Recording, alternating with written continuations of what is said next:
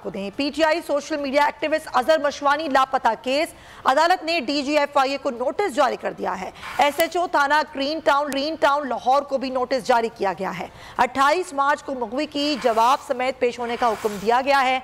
High court Rawalpindi bench के justice Chaudhary Abdul अजीज ने इस केस की समाअत की है।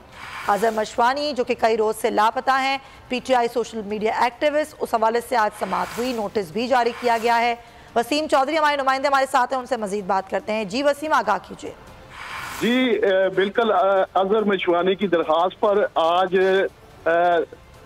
हाई कोर्ट रावलपिंडी बेंच में समाअत हुई है। चीफ जस्टिस चौधरी अब्दुल अजीज ने दरख्वास्त पर समाअत की है, जिसमें एफआईए और लाहौर पुलिस को नोटिस जारी किया गया है और 28 मार्च को जो है वो अदालत तलब किया गया है। जी ठीक है वसीम चौधरी, बहुत शुक्रिया आगाह करने के लिए।